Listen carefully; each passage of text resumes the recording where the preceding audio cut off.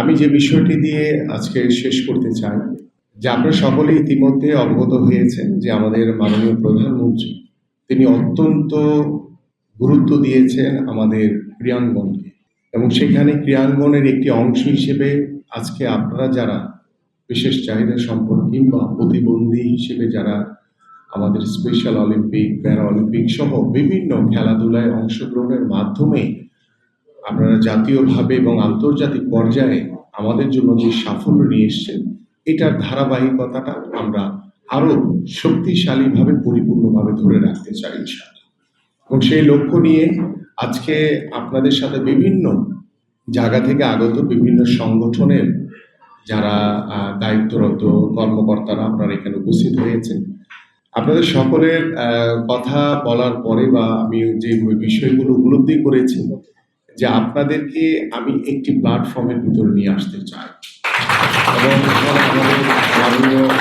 প্রতিমন্ত্রী মহোদয় রয়েছেন এবং আমাদের সচিব সাহেব রয়েছেন এবং আমাদের সংশ্লিষ্ট ক্রীড়া পরিষদের যারা দায়িত্বরত নির্বাহী পরিচালক সহ এখানে রয়েছেন। আমি আপনাদের পক্ষ থেকে আমি কিছু প্রপোজাল নিতে চাই যে প্রপোজালের উপরে ভিত্তি করে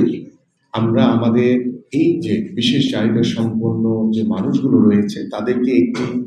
আমব্রেলার নিচে নিয়ে কিভাবে আসা যায় সেই বিষয়গুলো আপনারা যদি আমাদেরকে পরামর্শ আকারে দেন তাহলে আমরা সেই বিষয়গুলো পরিপূর্ণভাবে সামনের দিকে এগিয়ে নিয়ে যেতে পারবো বলে আমরা বিশ্বাস করি এবং আমরা আশা করি যে শুধু জাতীয়ভাবে না আন্তর্জাতিকভাবেও আমাদের এই বিশেষ চাহিদা সম্পন্ন মানুষগুলো শুধু এখানে যারা উপস্থিত রয়েছে তারা যারা বিভিন্ন জায়গার প্রত্যন্ত অঞ্চলে আছে যারা একটি সুযোগ চায় একটি কমিউনিকেশন চায় একটি ব্রিজ তৈরির মাধ্যম চায়